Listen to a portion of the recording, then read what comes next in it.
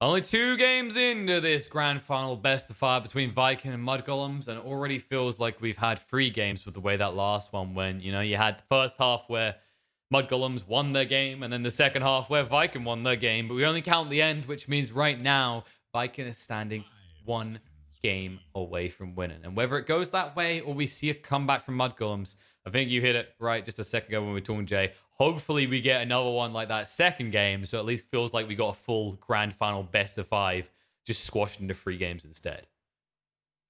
Yeah, like that last game, insane turnarounds, insane plays from every single player. And let's see if Viking close it out 3-0 or Mud Golems get on the board, start the comeback train. It's possible. Looking at the bans as we open up this Oh, drafting phase, I am noticing a Snapfire available. I'm noticing a scary Chrono Man removed.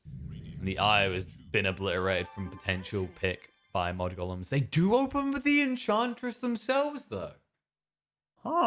so far they have tried it once against Khan yesterday. They also picked an anti-mage in that game to just remind you what happened. Was So, it a win? yeah, it was one of the 0 AM wins so far in the Oh, tournament from Mud right. Golems. So I mean, technically, Yeah. someone won in that. Just yes, Yeah. not the AM, never the AM. No, in the AM so far. Oh, let's see. Mud Golems pick the Ench, ban the IO, and Viking pick up the Lina. Game Ooh. number 1, we saw. No. It was the previous series, and Yeah, previous series. I think the way I kind of defined it is that Aramis done nothing after the laning phase in that game. That's not discrediting him. It's just he proved that what happens to lane is when you get shut out, the game becomes very hard. More importantly, it was very hard to compare to his cores, who were just carrying the entire game from about 15, 20 minutes in. Yep, that exactly happened in that series. But let's see what happens now. Mud Golems picking up the Tiny, showing their post 5 and their post 4 pretty early. Unless it's a Borania Tiny, which could happen. But this looks like a post 5 Enchantress, post 4 Tiny so far. Let's see what Viking answers. Mm-hmm. Still, potentially, you could see a mid Tiny. I just don't think that's not typically the type of hero that Branya rolls with. So, yeah, it's likely they've locked their supports. And I imagine Viking, as we said before, this is a team that very much does their research. They should know this. Yeah, exactly. They're banning. Oh no, they're picking the Fishman once again, and we haven't seen him lose yet. No, but keep in mind, this is the combo they ran when Aramis had that terrible Lena game. And Yeah, it was against the post for Tiny, if you recall, who that kept is running around actually murdering true. the Lena. And what I will say is if we compare these teams, Ninja and Pajama's execution across the games we saw compared to Mudgolem's execution across the games we've seen here, I'd say Mudgolems are quicker on the trigger. They've proven themselves more capable of making those effective rotations and exploiting any gold gain they get. So this Lena could very well be the powerful sword that cuts down mudgolems, but this sword, I'm going to warn you, it's got 2 ends to it. And you might cut yourself with it. That is true. I think, though, Viking, they have learned from that series earlier against NIP. They are going to ban the PA. I'm pretty sure about this. Because Mudgolems have shown they like the PA. They have won with it already.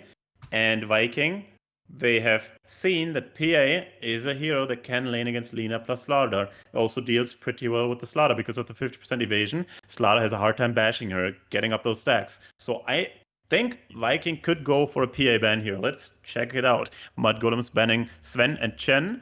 Viking so far banning the Spectre, banning the Troll Warlord, and the Lifesteal and the Void. It's again the same strategy as the last game. Viking just banning out those Skeeter heroes. Yeah, it's kind of the issue that they run into is if he gets trapped in terms of what he can pick. I mean, the Lifesteal of the Void are definitely the two that we've seen him perform most comfortably on. And I think something we were discussing off camera is this whole idea of player mentality, the morale, the psychology side of things. Skidder has been known to be that player that is more passionate, and teams could target that as an exploitation. Like when you have a game like that, which you just had, you could easily be burnt out. You could maybe easily become a little bit agitated, and I wouldn't be surprised if Viking kind of just double down on making his game hard. Yeah, like Skeeter, he hasn't been given his heroes. Faces Void, banned or first picked, Lifestealer, banned, Spectre banned, Troll banned. They're banning out all those comfort heroes for Skeeter, and Skeeter really doesn't have that good of a lane, that good of a grand final so far because Viking have been targeting him hard. A with the bans, B with the lanes. Like these off lanes from Viking are brutal. Lina, Slada, that's a huge, huge, huge threat to pretty much any safe lane carry. Mudgolems, by the way, banning the AM. Just in case they get an incline to do it later, like, Skidder, buddy, no. Making sure no accidents happen. Let's see Either what. that or it's a reverse Team Liquid or Alliance at the time, right? Where you're like, oh, actually, I meant to pick that hero. Oh, we banned it. What Oh no. happens sometimes? What? Viking taking a long time here. I think they're contemplating about that PA. They banned the draw. Huh, interesting. Draw is still in. PA is still in there. They might even pick it themselves, but I'm not sure. That's too crazy, I think. Oh, well, let's see. I think PA is a good option for Mudgolems and for Viking. Let's see. hmm It's kind of interesting, actually, they ban out the Drow because I look at those two final bans from each side.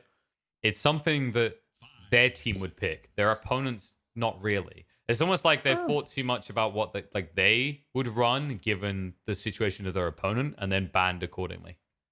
Yeah, I think what the Drow ban does is reducing the amount of heroes that can actually lane against Lina Slaughter. Because Drow and Troll both are range, both are able to lane against Lina Slaughter. The amount of heroes that can actually have a sensible lane against Lina Slaughter is just super low right now because of those two bans. So that's why they banned the Drow, in my opinion.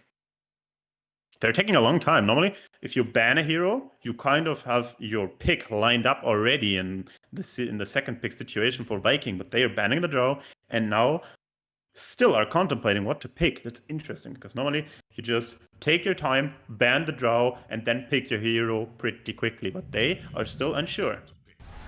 Now, we Oh, have seen some Mensch. interesting pulls out of Vikings, showing that they're actually willing to adjust the draft by a decent margin, even halfway through. Some captains aren't like that, right? Like we've seen some captains that they are incredibly decisive. I think PPD is a perfect example of a captain this way. Like the opening two picks, he knows what he wants, he won't be deterred, and then he might adjust from there, but usually has a clear kind of strategy in mind of how he wants to proceed. Yeah, that is true. Yes.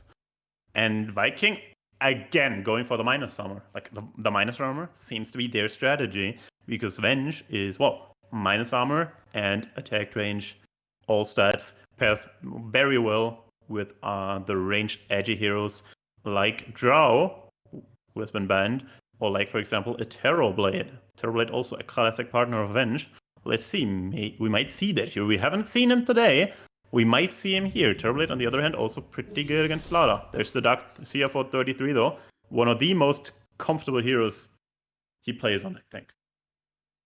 Yeah, and this time around, unlike when they picked it for him earlier in this tournament, it's not going to be a anti-mage in conjunction with it. Yeah, exactly. Just kind of a dampener on the mood. And also, you have this tiny, right? So Iron Shell plus the tiny rotating can do a lot of work in this type of game. Exactly. And Mudgolems, they have pretty good heroes against Venge because Ench can steal the illusion. And what can Darkseer do? He can also create an illusion of the Venge, give them the aura, maybe even give them the Vlads or some other kind of aura if Venge is building it. That's true. So Viking need to be kind of careful not to give any more of those type of exploitative type of heroes over to the side of Mudgolems. Right now, looking at Vikings draft, will the likely we'll see Boom's hero now or It's the not? Medusa. Okay, so Oh. Shad Medusa coming in. They're going to leave the Playmaker hero for Boom until last here. Yeah. And this is the classic. We buff up the Medusa, and this Medusa will go high ground, hit those objectives. That's what classic for Protect 1. And so far, I don't really like the heroes of Mudgolems against the Medusa. Limited amount of damage. They can't really deal with that Medusa so far. There's the PL.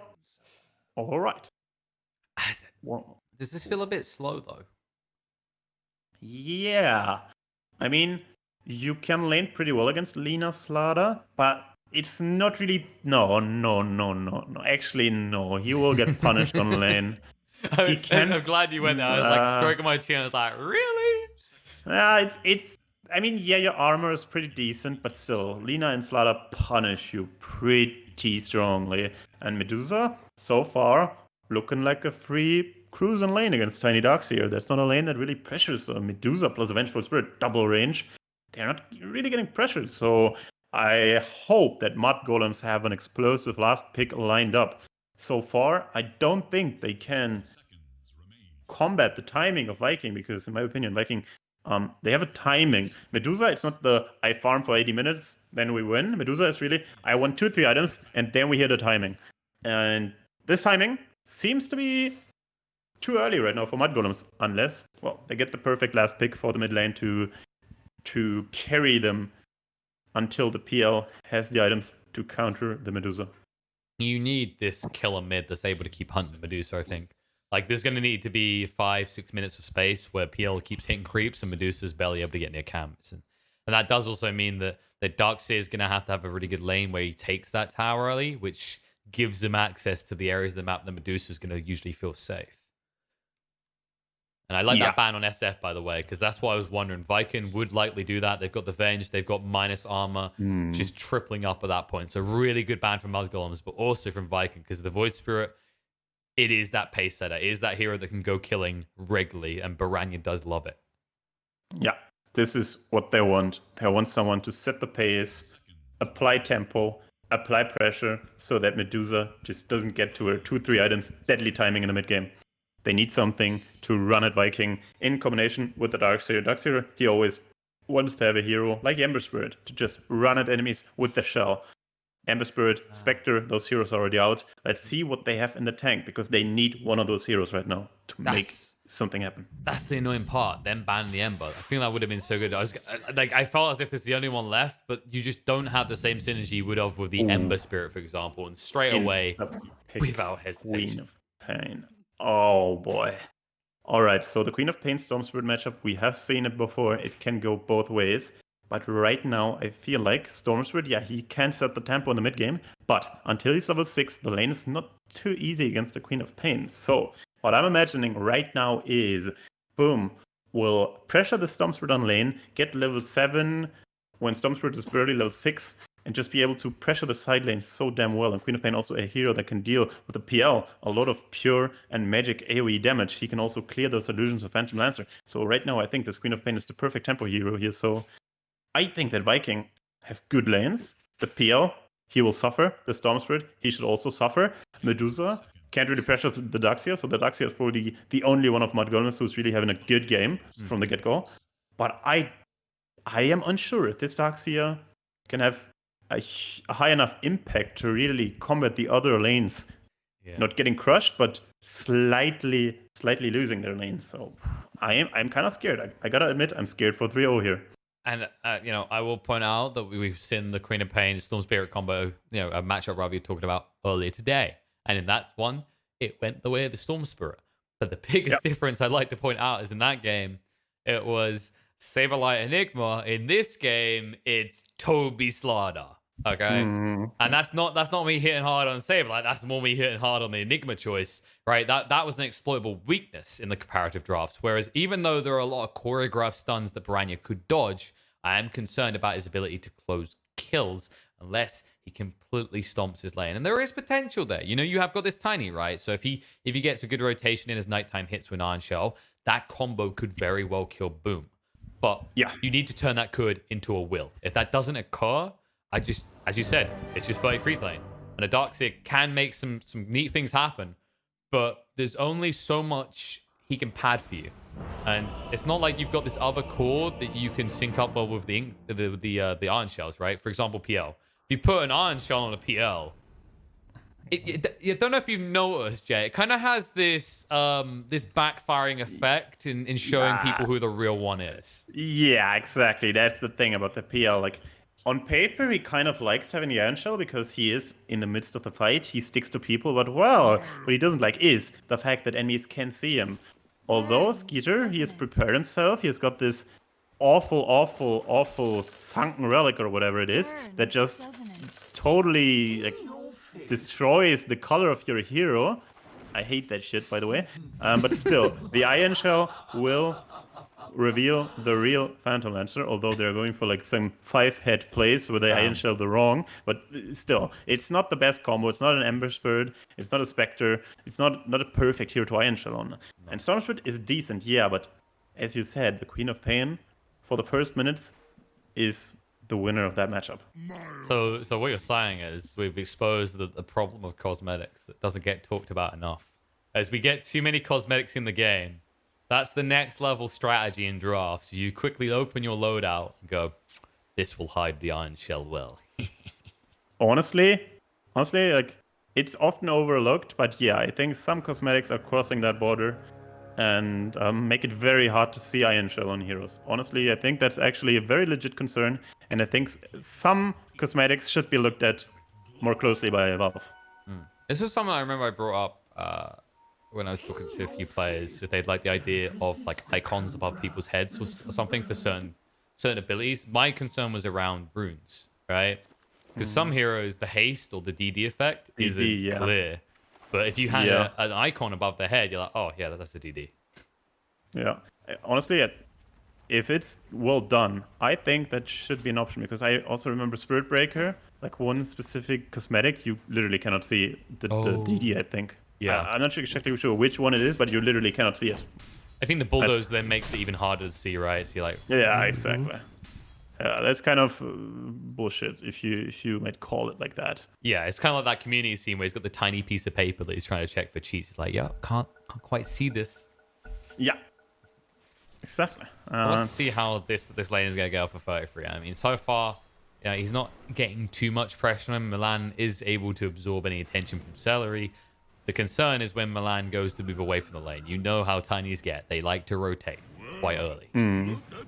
Yeah, I think 33 will be fine, but the issue is that Shad will be more than fine. He'll have absolute free farm, and giving a Medusa absolute free farm would have hurt coming in. Speaking of more than fine, I'm seeing Baranya not really caring about his mid opponent right now. You were just saying, right, the Queen of Pain, the other levels, she should kind of maybe have the edge in terms of aggression, but he doesn't seem to be phased at all. Yeah, I think actually the real dominance starts to come into the matchup at level 3 because the level 2 Shadow Strike. I'm not a mid player per se, but I think level 1 and 2 are fine for Storm Spirit, but level 3 gets, then with the level 2 Shadow Strike, the Storm Spirit really gets pressured a lot. Unless he gets like a surprise kill with 1-1-1 skill build, he really starts suffering around this level. The wave is bouncing around, and the wave bouncing around is normally favorable for the hero that is weaker. First blood boy. Oh boy. Whoa. Okay, 33 went deep for that. Nice pick onto the Medusa. We're so fixated on this mid situation, how it's going to unfold. Yeah.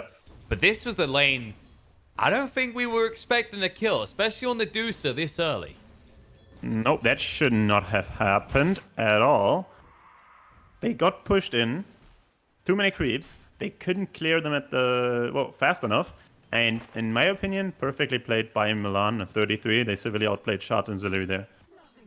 There are some certain weaknesses of Medusa, and these super early levels are the weaknesses, and they perfectly exploited that. Super, super nice. And that's what they need to do in this game, because I feel like if the lanes are like even or slightly advantageous for Vikings, they just win. So yeah, aggression is needed from 33. Yeah, Milan's gone for an early bottle to ensure that he can actually keep up that spam out and that potential kill opportunity. That window won't be closing anytime soon. Top, there's already been some pressure back and forth, but I feel like Aramis is getting past the hard part of this lane. Once you get like level, I want to say 3, you can trade favorably with Fada. Toby also having a blast, like in pretty much every game he's ever had, except like 1 or 2 games in this tournament. And mid lane, it is actually looking pretty sweet for Borania so far. Of course, slight XP disadvantage, but still lane going pretty well. But boom, yeah, he is showing that this matchup is pretty good for the Queen of Pain. Like currently, the gold from Borania is looking pretty good, but boom, he's still got a lot of resources left, 2 bottle charges left. And Borania, yes, be careful. He can actually die in this matchup.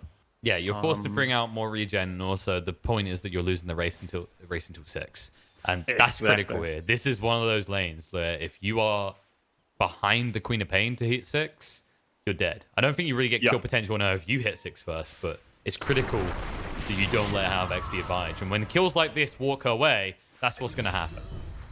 Oh, top Aramis. Oh, nice no. cover by Aramis as well. Holy moly. I mean, what's far to do it? Like, he's trying to pressure on a Toby a little bit, but he's already got his bracer. You know, he's got plenty of tangos. This is not very effective. Yeah.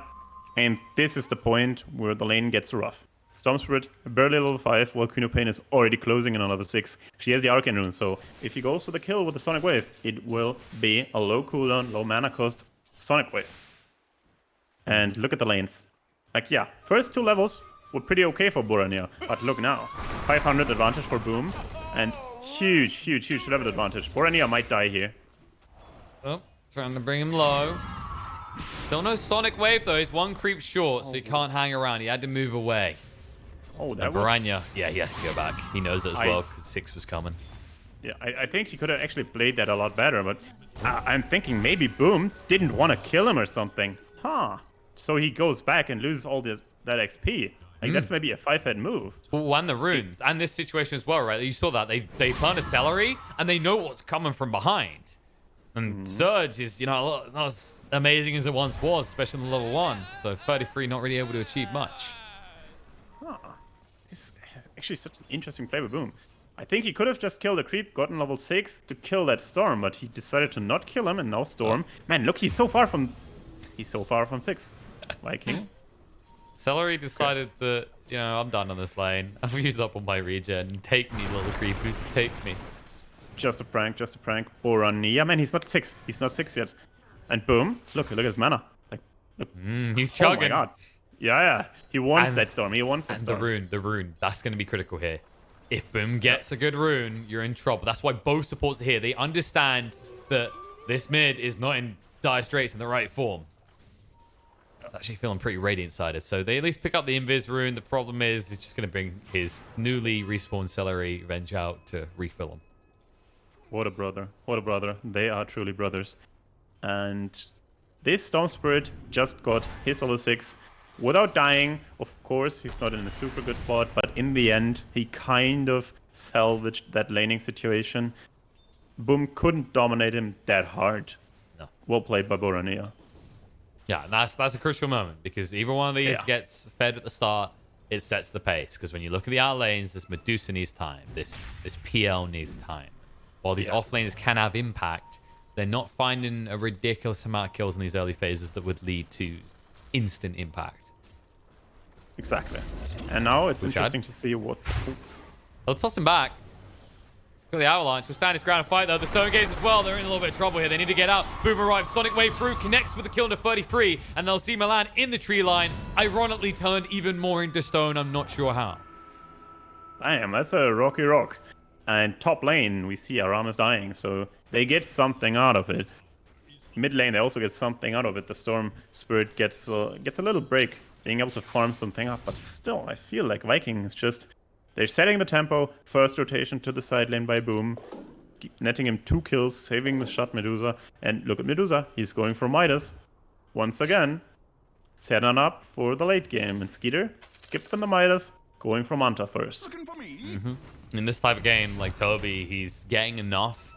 They'll be able to be present and a threat in that mid-game. And in this situation, you know, this is going to allow you to get those extra levels, and you'll probably just look to tank up on Shad, make that transition later, because you are going to have a Queen of Pain and a Slardar that can carry that mid-game. Exactly. So he's like, boys. Boom. No. He's in trouble here. Not able to get away. And Baranya getting a regen rune is just the cherry on top. Oh my, how did that happen? Beautiful observer what? From mudgolems. Beautiful move from Milan and Fada. Oh, whoa.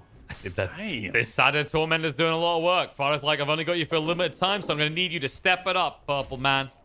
That's done exactly that. That kill on Queen of Pain was huge. Like, humongously huge. This is a tempo-defining kill, to be honest. The Storm, level 8 now. Top. That's a lot of people.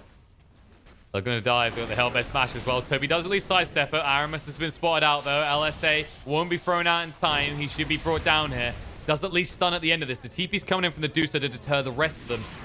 Let's see if they'll get out clean. Milan on the side will be found. They forced the rotations, but considering the amount of heroes you brought here, if there's a 1-for-1 exchange, it's not as good as it could be.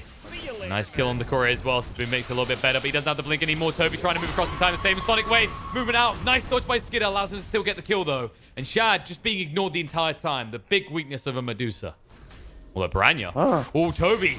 Nice save from 33 with the wall. Will allow Baranya to get out. Magic Missile thrown out into 33 though. He's still got the surges to hold on to it. Nice bash coming out from Toby. Will enable them to get the kill though. Man, they're going head to head there. And good move from Skeeter. He dodged that Sonic Wave and got the kill, enabled the kill, and now is mid already, punishing the tower at Skeeter. Well, he's ready to go. He's back. I'd say he's back. After a slow start, 2 kills already. Creeping up to the Medusa. Indeed he is, and he's going for that Manta first. I'm totally fine with this in this game, by the way. Like, you're against a lot of burst damage. I feel like if you build a diffusal straight away, you're going to find yourself dying to Queen of Pain every fight. Exactly. Queen of Pain, obviously going for the Orchid, a classic build-up. But let's see if that Orchid might even come up too late, because the Storm Spirit, he's skipping treads, rushing Orchid, so he might actually get that Orchid before the Queen of Pain gets hers, and then this Queen of Pain could be food for Storm Spirit. It's the comparison of the inventories, right? Like, Boom has practically the same items. I think he got a Wonder was the extra thing than what he had when I last looked. Baranya, that Oblivion stuff was not sitting there last time I checked on him. Yeah. Exactly, and the Queen of Pain, yeah, she's got the treads. They got equal net worth. But the treads are more of a laning device, more of a laning early gang device, where the Orchid is a minute 14, I'm gonna kill the enemy mid laner if he doesn't have an effective way to remove the silence. Yeah, and what I really like is the fact that Baranya, because he was losing that mid lane, because it was looking a bit rough, he very early identified that a second Null Talisman would screw his timing completely. So he didn't even go for that. That's why he got this quicker pace. It's because of that start that Boom got. He did go double on the Null Talisman because he could feel himself being able to dominate the lane. Exactly. Boom spent money on treads, money on the second null. That's 1.5k. What can 1.5k buy? Oh, that's an Oblivion stuff.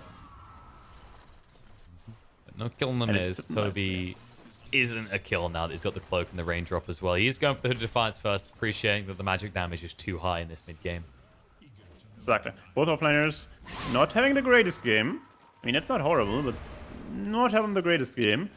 And let's see how Toby performs if his early game is not that great. In the last Slaughter games, we saw him, like out of these games, I think that this is the worst game for him. Especially level-wise, he's pretty low level, so let's see what this hero does with less farm than average. It's hard. You can't easily defend this either. The Ghost alone stops you from chasing in with the sprint. If you get rid of that, maybe you'll find someone. And Boom jumps forward on the fire. He does have level 6, but he hasn't leveled the Untouchable, which means he's easy pickings for the side of Vikin. Slight overextension from him. But I guess he forced a lot of rotations. Boom still lingering around that mid lane. Shad also lingering around the mid lane. Oh, but he's happy. He's farming the triangle. Top lane, Aramis and Milan kind of... Oh, shift in the night. Milan going for the dagger, but not as fast as, for example, the Era Tiny. The Era Tiny, we saw him get the dagger at minute 12-13. Well, it's 12-13 and it's still missing 1.4k. No, that was quite an outstanding performance, though. And Milan, yeah, he suffered 3 deaths already. He's at least set up 3 kills, so we'll kind of let him slide on this one. You know, we'll say it's not the worst Tiny performance, but usually when you pick this hero, you're looking for a lot more, especially with things like Darkseer. Yeah, like sometimes it just doesn't happen, but it's not because you played bad or something. It's just some games don't allow these type of early killing sprees for you. I don't know about that, Jay. I've had plenty of games where my teammates have assured me it was me playing badly, so... That's true, I guess. Medusa, man, he's looking beastly. He's going for Dragonlance into Maelstrom, and looking for an answer to those illusions on the PL, apparently, with the Maelstrom. Maybe later with the Mjolnir. Looking good, looking good. Yeah, just needs to accelerate the farm. You've got to keep up with Skidder is the thing. And PL, because, you know, he's stat heavy, he's an illusion-based hero, he inherently will farm quickly. That's the frustration. Oh, 33. Surge to get away. Celery has got the swap, but won't be needed. Boom. He turns on SingStar and proves why he's one hell of a player at it. He does bad. But the Orchid coming up on Storm Spirit. It's flying in right now, minute 14. And he's hot. He wants to kill someone. Straight away, nice stomp onto Toby. Control is good. He's about to get the Orchid. He has to back away for the moment, but the Avalanche toss combo is good. 2 dead. Vikin need to back away. They'll have to forfeit this tower as mudgolems. They bring even more heroes here to ensure they can get it. And of course, Arcane Regen Rune on a Storm Spirit. Why not? Oh my goodness. Yeah, Arcane Regen and an Orchid ready. If any hero shows, he dies. And Viking know that. That's when they're not showing any hero. They're just farming the triangle, sitting in base. Good move by mudgolems. And this will set up the pace for the mid game. If they keep the pressure on, the Medusa will not hit her timing. PL will be too big, and Storm Spirit will also be too big. And the reason the Viking are one of these teams that usually gets away with the Medusa is because the prioritization on stacking compared to most teams, right? Yep. Like, more teams start to appreciate there's a lot of gold in it, especially if the supports is worthwhile to try and time it. But the thing that mudgolem's done well, especially around the bot area, is they kept scouting for stacks and they try and take them. It wouldn't always work, but the point is they're applying pressure. And for example, quite often they were forcing Queen of Pain to take those stacks instead of what you want, which is optimally Shad taking the stacks. Yeah, that's the thing that helps a lot. But right now, this PL, man, he's having a good game. Like, we were talking about Skeeter. Last game, he must have been unhappy. First game, he also must have been unhappy. But right now, Skeeter is performing like a god. 7.6k, 301, flawless performance. So far, he is looking at a game that'll be carried by him. Yeah, on what we would usually call an unorthodox hero. At least for the current meta. Like, PL doesn't get picked too much. Usually considered to be a hero a little bit too slow. But when your opponents whip out Medusa, you just have to look and go, challenge accepted. Exactly. In that matchup, well, you can be a bit slower. You can hit a bit of her later timing because the Medusa, the same. Oh, Pada being surged up. Interesting decision. Like, he's surging up the Pada Medusa Enchantress. Oh, well. Well, you know, that's the thing about deers in nature. The reason they survive so long is they're so fast. You know, they see you, they bolt. He's just there to scout out any sort of shift from Viking to try and get aggressive. And as they see none, they are able to move bot and make their own aggressive play. Yep. Milan now. 50 gold off of the Blank Dagger, and that will be the next thing to look out for in this game. The tiny Blank Dagger. That's going to open up a whole new level of possibilities for the 5 mudgolems. Now they're going to look to jump Toby straight in. He'll pop the Hood of Defiance, but I don't know if that's enough to save him. Nope, the Orchid will finish him. And they're quick to move out. Boom, hunting onto Milan. This has been an ideal time to kill him, but he's already picked up the Blink Dagger. Sonic Wave through. Oh. What? Okay, he has to commit. What? Now he's going to be punished for it. He needs to be careful. Skitter's going to chase him. Wolf's going to go down. Silas comes out to Skitter, but nice control. Swap out to try and save Boom. Moving away. Oh. Nice LSA to cover Celery. He's able to escape, but not for long. They're going to chase forward, run him through, and kill him off. And Shad, he used his ultimate, but now he needs to retreat. Because as soon as that's on cooldown, there is nothing to stop Skitter from going back in. They severely overestimated the damage of that, Baranya. Queen of Pain combo. Well, Queen of Pain, she has no combo, she has no life, she's gonna die here. Too much damage. Baranya read it perfectly, waited for them to retreat, and punishes them even more. Damn, Viking being picked apart because this one move, they tried to kill the Tiny, but the mech was also there to save his life. And whoa, Viking, they severely overestimated their power there, lost some heroes, and whoa, suddenly game looking even better for the golems. And Borania, really, he has done a full comeback and now actually has a lead on that Queen of Pain. And well, that is this matchup. We have seen it before today. Queen of Pain versus Storm Spirit, very delicate matchup. Yes, Queen of Pain has the advantage early on, but as soon as the first round of items comes out, it always looks pretty good for the Storm Spirit. But Baranya going for the Bloodstone next.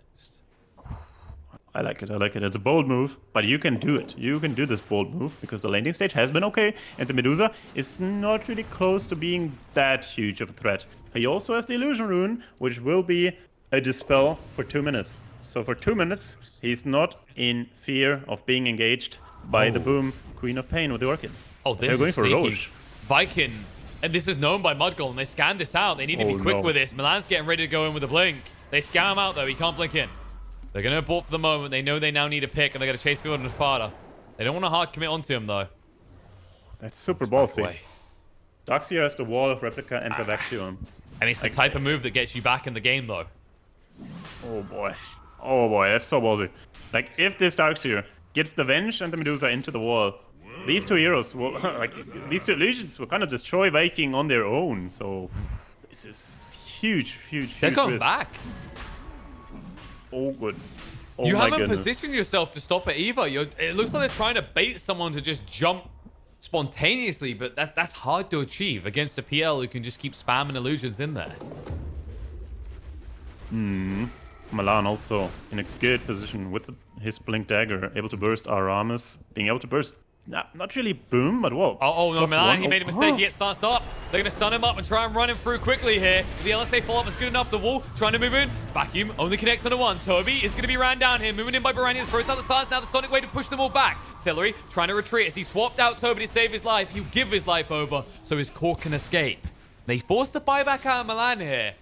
But now, Mudgolems, they need to get this Roche. The problem is it's not the quickest with this PL. He does hit hard, but you don't have that minus armor.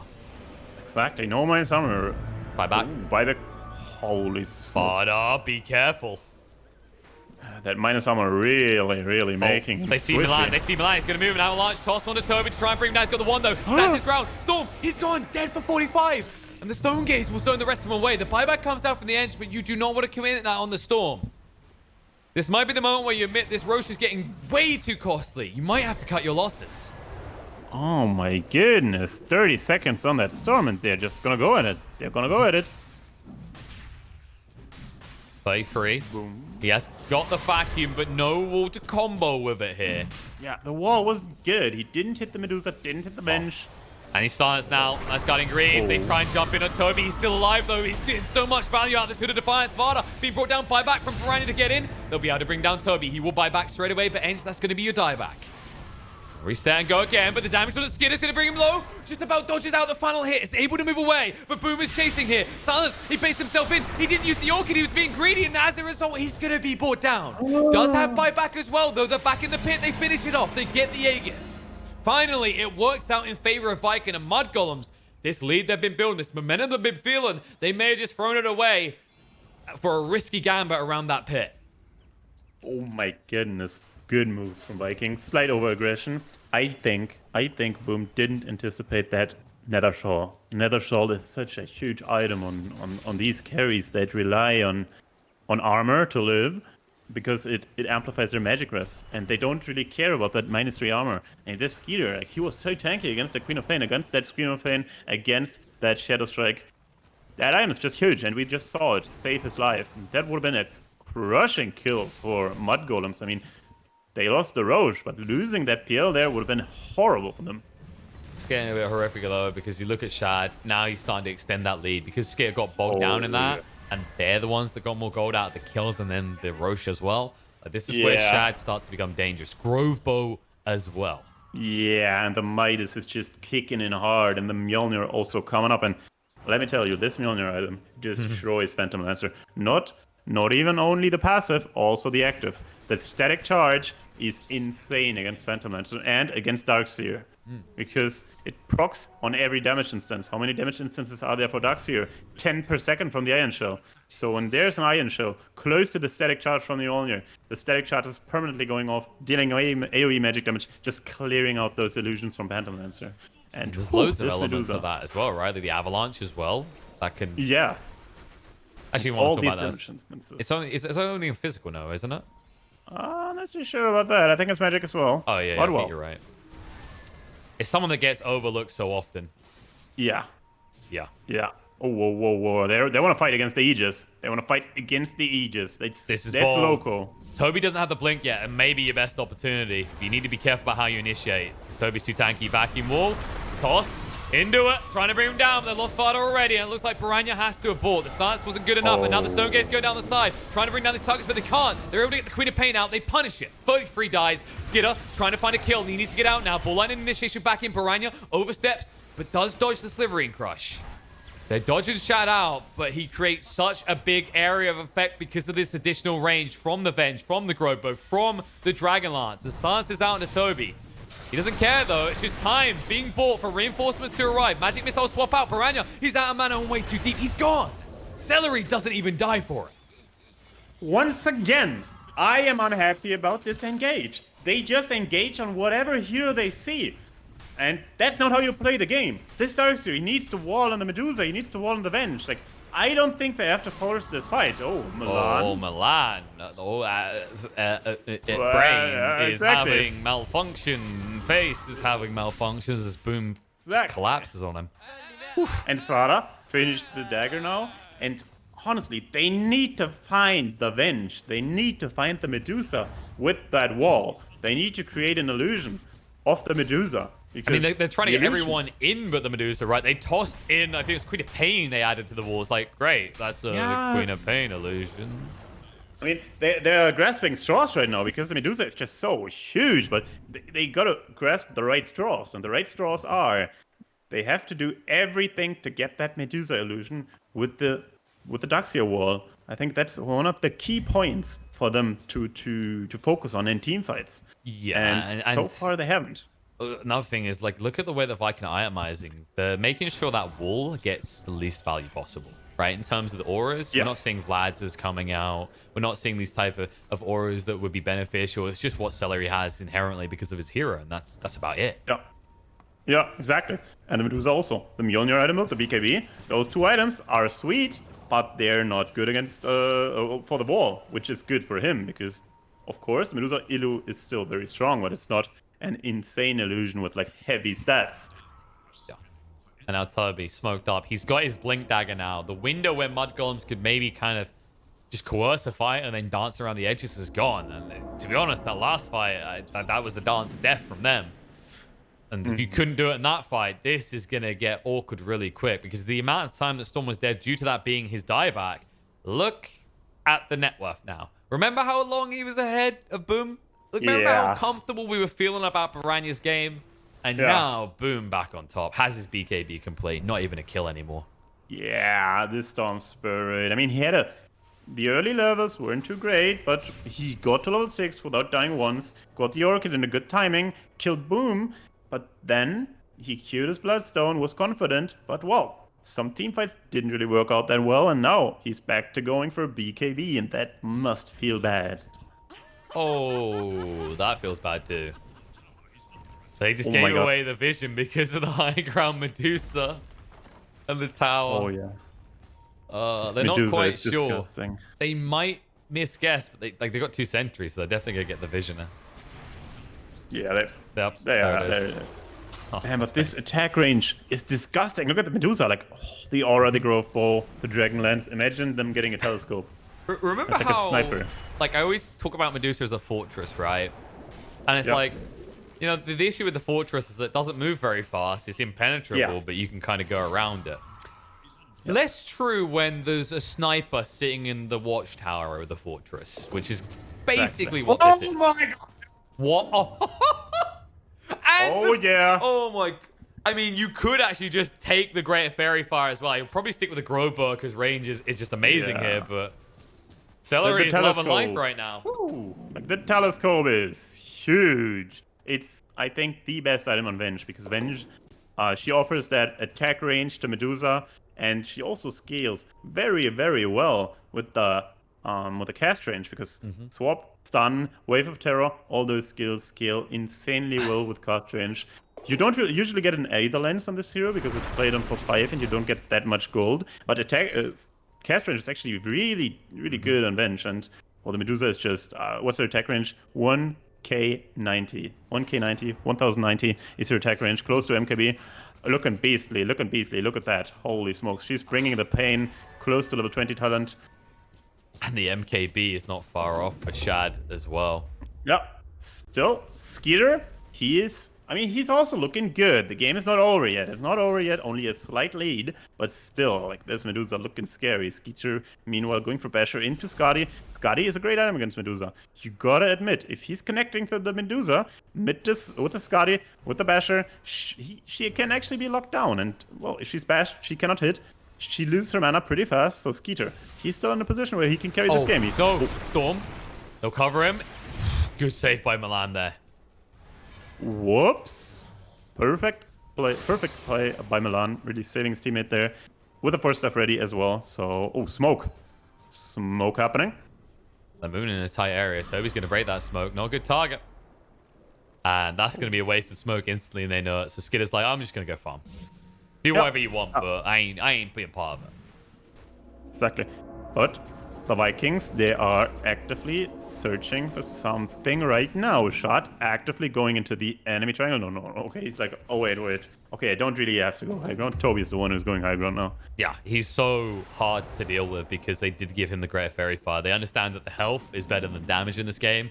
Toby, it's once again, it's this style of Dota they play. Shad is the right-click machine. Toby is the damage absorber. They are so good at interchanging these roles between the 1 through 3 roles. Yeah, exactly. I like Toby on the starter so damn much because he knows how to itemize. He knows, all right, I'm the boss. I itemize for right click. He knows, oh, this game I'm the initiator / tank, and he just itemizes perfectly well and sets up his team for victory. And he's even going for BKB. Oh, Fada. Oh, jump in, Fada. That's not a quick one, though. Toby needs to be a little bit careful. This nice stun on the Skitter. Silence as well, so he can't really do much. Sonic Wave bursting him extremely low. The Mantle was already used as well. They're going to be able to pop him doppelganger just in time, but Boost BKB allows him to keep chasing. Nice stun coming out, but the Wave of Terror through will kill him off. Aramis is brought down, but that's a high price for a kill on a post-fall Lina, and Fada will also fall as mudgolems are starting to crumble. Look at this. Even deeper. Toby, I don't know if you want to toss this Slardar in this far. He's got the sprint in a few seconds. They'll keep him there long enough. Nice stun, but there's no follow-up. The silence on the celery ensures there's no swap out either. Okay. Toby getting slightly overconfident there for the game. I mean, I can't die. Look at me. I got 3k effective HP at least. Yeah, I mean, they got the PL kill, got the Fada kill. At that point, I probably should have gotten back, but why? It's just an offlaner feeding his life away. Wall was used, and Shot is still looking like a beast. No chance for him to die anytime soon. He's not a target, He's right? gonna... You saw it in the mid. They instantly kind of curved around him. It's like, you know when you see bots in a Dota game, and if you're too fat, they will walk around you. There's a max range. Like, if you ever seen this, it's amazing. Is when you get too fed, even if you're in their base, they'll try and go around you. They'll try and ignore you. And that's exactly how mudgolems have to play this game. But with that range we talked about, it's nigh on impossible. Yeah, he's got over 1k range when Venge is close to him. And his damage is also insane. Like, normally it's like, oh yeah, the Medusa, she's pretty tanky, but she doesn't really deal that much damage. Well, she's got MKB Mjolnir. Like, her damage is pretty insane right now. Her range damage, she's also tanky. So I don't really know how they can fight. It's still, I think the wall on the Medusa is the only thing they can do to salvage it. Or somehow picking them apart, but they know what to do. They are playing as 5. They don't split up. They don't split up. It's a very hard team fight. Both sides playing as 5 here as they're going to take each other's side of the map. Who's this going to favor? I mean, this is the pain of dealing with a Slardar. We'll have a pause coming up, but the whole annoyance around this hero is not just how tanky he is being in this game, not his ability to initiate, not the fact he brings 2 stars, not the fact that he's able to take Roche quickly. Add on to the fact around Roche's, he is the domination factor, right? This is his playground. Yeah. The movement speed, the amplified ability to get in and out of these fights with this effective HP pool makes him impossible. Yeah. Slardar in the river is a menace. Sometimes you have a dispel, so you can dispel the hero and reduce his mobility. That's a thing, but in this game, not that much. I mean, there's a Yules. No, there's no Yules. Never mind, there's no Yules. There's no way to dispel besides Enchantress, but Enchantress doesn't really want to use the enchant on the Slardar, so that's also slightly awkward. It's just so rough, but there's some hope. There's some hope. It's definitely difficult though. Yeah, it is difficult. But the BKB is ready on Borania, and the Halberd is ready on the Darkseer. So now they get the opportunity to fight into the Medusa if they get the Halberd off. She has no status resistance. So if the Halberd goes off, it's a 5-second window where the Medusa can't contribute that much. I mean, she can still Stone Gaze. She still has the Mjolnir active static charge, but she can't hit. So they really gotta execute perfectly, use that Heaven's Halberd, use that BKB, burst the backline before they try to kill the Medusa. Because if they kill the Venge, they can actually fight. If they kill the Venge, if they kill the Lina, they can actually make something happen. Wow. They gotta go in and out though. You got to kill the illusion as well. That's the annoying part about the Venge, is because that passive's still going to be in play, right? So that is a little bit of a worry for them. Yeah, but the Enchantress can steal the illusion. So they got options. They got options. They are just insanely hard to execute. Because like, that's the thing. You're like, the enchant's good here against Toby, against Celery. It's like, well, yeah, but you have to choose one. That's the worrisome part. And I mean, honestly, like, I don't think the players to take a fight around this pit. You need to actually find a pick off away on dry land. Because if there's one hero that's looking forward to global warming, it's the Slardar. Yeah. This is, unfortunately, for mudgolems, true. Toss back, separating from the team. But the Stone Gaze gets off in time. They won't have a stun now. They're backing in, but the Sonic Wave through. They've already got to the Tiny. They'll look to retreat away, but now about the Tiny. Where's your control? Where's your initial jump in? And the wall is in an awkward spot. Toby jumping towards him here, trying to bring him down now. That's no Sonic Wave. Getting him low. Nice swap out, though, into the river. He's able to escape Celery. Being ran down and killed off Piranha. BKB's run out soon. Needs to be careful. They're going to retreat. Boom's over BKB so he can keep pursuing Toby. Does get the Corrosive Haze on him. Buyback comes out from the Venge. The disarm was used on the Shad, which means now Mudgolems need to disengage. But look at this hunt. They're going. They found him. Piranha's dead. DD on Boom just overwhelms him, and they'll move away. They say, okay, that is roast secured. Okay, this is cute from Skidder, but really, what's your plan here? That looked pretty well, to be honest. Celery? He's in deep here. They're going to chase forward now, and it looks like they're going to lose 33. He just gets burst down. Farther, next in the hit list is also going to fall, and Mudgolems are just crumbling. Burns, doesn't it? They don't have enough power.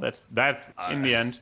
They don't have enough power. Like, unless they get the miracle teamfight where every single spell is perfectly placed, every single ability is perfectly used, there's not enough power. Just look at this situation, right? Instead of Roche, okay, you brought us to your base. Would you like us to do a survey on? I mean, we have a BKB and a Medusa, so that kill just got 10 times harder. See you later, You can disarm her, but as we saw, their ability to burst is not that impressive against this lineup with what Vikin have. Yeah, exactly. I think she's got the BKB. She has had the BKB for like 10 minutes at least, and she never had to use it. If you look at her stats, 7, 1, 10. Do you remember when that death happened? I think it was level 2 Medusa? It was the dive, level 2 Medusa. Yeah, it's like, well, we beat her on the lane, boys. Yeah, we've won the game. Medusas have been overwhelmed. It's like that moment where you were celebrating because of the like, I don't know, the scouting force, and then the main army arrives. You go, oh god. Yeah. What now? Exactly. And that's what Milan's wondering, because Toby is not going to leave him alone. Nope, this guy. Oh, he can get out with the dagger. Oh, looking good. Spider legs. Looking good. Yeah, but the problem is he's seen, and Toby is not scared because he has a cheese, and Milan should be very scared right now as the bash control is there, and his worst fear is realized his Shad gets in range. Ooh, that Toby slaughter looking like a menace. Looking like a menace. And Aramis pushing on board as well. Man, the openings are closing. Like, there's not many openings left for mudgolems. Like, last fight, I was like, oh yeah, they got the BKB, they got the Albert. They might be able to pull off that miracle fight. But right now, I am not seeing the miracle fight. Like, last fight, I was still like, okay. This is one of those cheating moments where you're like, okay, maybe if I could give them extra items on Mudgolems, I can see this. So if I just give them let's see, PL, let's let him have his Scardy finished already, and then let's let Storm Spirit have an Ags plus his his Bloodstone. Yeah, but like, oh, man, this game. That's not the way Dota works. Yeah, that's living in dreamland right now, and Mudgolems. I mean, for the way they started this playoff looking like a big Mudgolem. Now they're looking like the baby Mudgolem. Toss in. This is the way they think they can take the fight. But Shad says, that's great. I want to be deeper. Turn around. Milan's gone. And you can feel the desperation right now for Mudgolems. They'll at least force some heroes back because Skidder is pushing here. Sonic Wave to push him away. And boom. That's got the BKB. Will activate it. Silence was thrown out to Skidder as well. Reinforcements are coming in. Nice stun, though. Boom. Bring him low. He might die here. Yes. Skidder's able to find the kill. Aramis might also fall if he's not careful. He's got the ghost set done. Meanwhile, they tried to find an opportunity on Shad, and instead, 33 dies. And they're not done. They'll come back. They say, okay, Skidder, escape plan. Tell us what it was. The Viking is not ready, unfortunately, so he's down for 90. But he gets a solo kill on Boom, so that is something. But the issue is, the two guys walking mid, close to the Daedalus, actively pushing himself forward, picking up the illusion rune, and well, what happens now without the PL split pushing? I think all attention is going to be on someone else's buildings, and that is of chief concern here. This Medusa hits pretty damn hard at this stage, 250 damage, and now he's got the Daedalus complete. He's not going to switch it in. There it is. He's like, treads, irrelevant. Fortress Medusa really isn't counterable when nowhere on the map is safe from range. Oh, they got the creep wave though. The creep wave has been killed. There's a repair kit. Next creep wave is coming in. Yep, the out lanes are shoved as well, so that's not an option here. So Vikin will have to back up. They've got the Aegis for a little while longer, though. So, you know, mudgolems, they're not out of the dark piece of this game just yet. So far, they are doing everything to stay in this game. Oh, he missed the creep wave. That's problematic as well because illusion dies too fast. The repair kit's running out, and as you know, it's saying 7.27 repair kit or before, where you could just spam it out. And now 15 seconds of backdoor. Sonic Wave is available around the same time PL is up as well. So this is not easy for Skidder to just dive headfirst into. They're going to smoke. Illusions don't last very long now, I'm afraid. Skidder needs the backline. And they see it. Toss in, Toby. Do you want him first, though? Diffuser, he's got the BKB, he's holding on, he's got the cheese as well. He's trying to bait them out. They don't have the damage to burst through him quick enough. Limit capable by enough time for the cheese. And Skidder is almost dead, running for the high hills. They lose the Ench in the meantime, as Aramis snipes that one out. And I mean, without your PL so low, you're in trouble. Nice dodge, though. Toby gonna chase in, looking at a 33. BKB gets out of it, stay on top of him, chasing him down because you don't have more than max movement speed. Sonic Wave through, stun on the Skidder, brings him down, dead for 90 seconds. Still no buyback, and with that, they know they can end the game. They move across, they give him the tips because they knew that he bought out on that Skadi, and it looks like this is turning into a 3-0. It is, man. Venge now finished the level 20 plus aura range. Shard finished the 25, and 25 is the moment when PL stops existing. It's one the split creep. One creep is all it takes, and they didn't deal with that range creep, so they're thrown. They're not going to get the back door in time. They're going to lose Milan. The buyback's going to come out. They're trying to snipe heroes, but they're just sniping themselves in the foot here. As this final will end in secret fashion as Vikin beat mudgolems with a dominant 3-0 show. Holy God, this Medusa just too big for mudgolems to do anything about, really anything. They had no chance of breaking that fortress, breaking that tanky Medusa. And the moment where she hits 25, really, the PL stops existing. The split shot uses modifiers on the MKB, on the Mjolnir, like PL stops existing. That's it. He stops existing. He cannot play anymore unless he's like a 9-slotted, whatever. Like, he stops existing. And that's the moment where the game ends. And this is a 3-0 from Viking GG against mudgolems. And I don't know about the stats. I know a lot of people are gambling, and I think a lot of people gambling didn't bet on Viking GG. Like, mudgolems, heavy favorite, going in, coming from the upper bracket, destroying Viking in the group stage, and Viking, they didn't look too good. They dropped down to lower bracket, had some struggles there, but in the end, they just got it together and just performed like gods. And we said it at the start of today. They're starting to look like a tier 1 team. After that NIP series, we were like, oh, they're looking pretty good. Well, what do you say now after this series? They're looking pretty good, duh. I mean, yeah, they've been improving piece by piece. You have to give credit where credit is due. And, you know, this was our concern when we were talking about game 2 and the exhaustion. You've been there, you've played in some tournaments, right? When you have a game that long, when the victory is being dangled right in front of your face and you're starving for it, it's that pizza again, right? I'm so hungry, and someone just goes, nope, no pizza for you.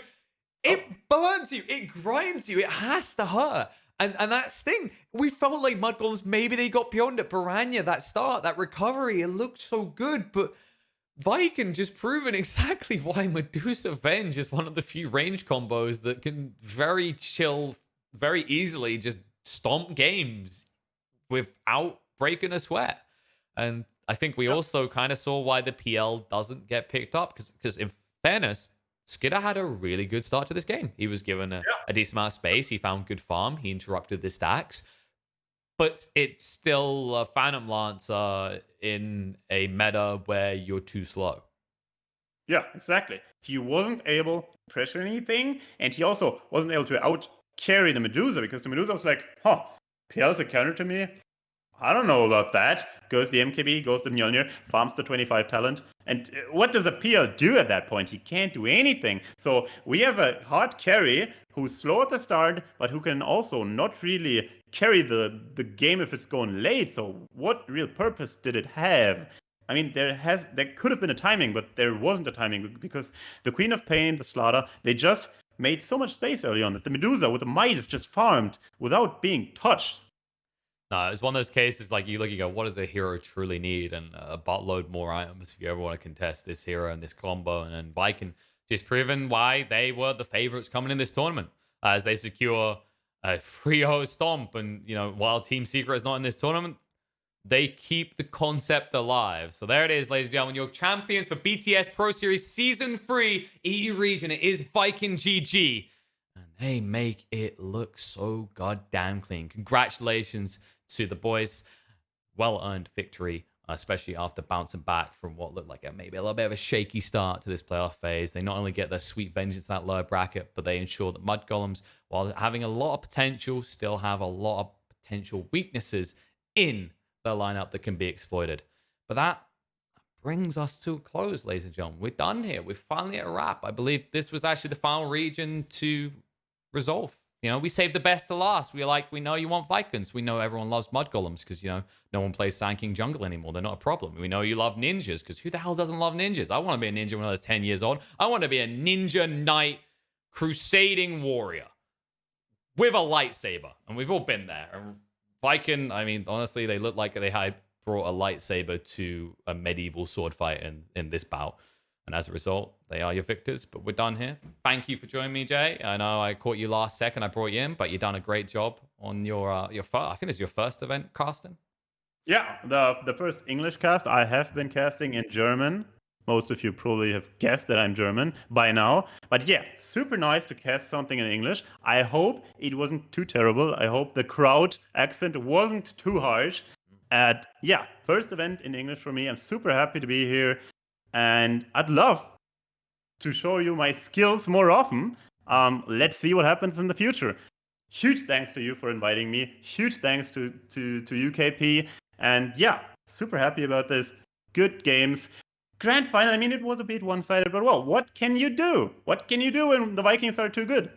Go back to the drawing board and improve. Hopefully, my golems will do that. I think this team has some potential. These early days, you know, they don't often go amazingly, but they've proven that they can fight with these form teams over long times. And no, thank you. You've done a great job for your first English event. It was a pleasure as always. And remember, guys, it's not Wagger, it's not Discount 4. This is jmvincento. You can see that little @ go follow him on Twitter. Make sure you keep up to date what he's doing. If he's not in the cast, he's doing his stream. He's playing high level dotes. You know, this guy's top 1,000 players in EU, which, you know, as we know, because EU is the center mass of all Dota, that's top 1,000 people in the world. I mean, what more do you want? Yeah. And then we equate Smurfs into the equation. You're top 800 at least. See, like, I mean, basically, yeah. I literally won a game against Team America at last WCG.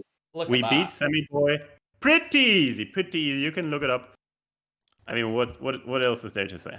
Just start slapping the resume. What up, guys? But that is gonna be what's done for us. That's all we've got to show you. We are done here. Thank you for joining us, and hopefully we'll see you next time or very soon on another broadcast.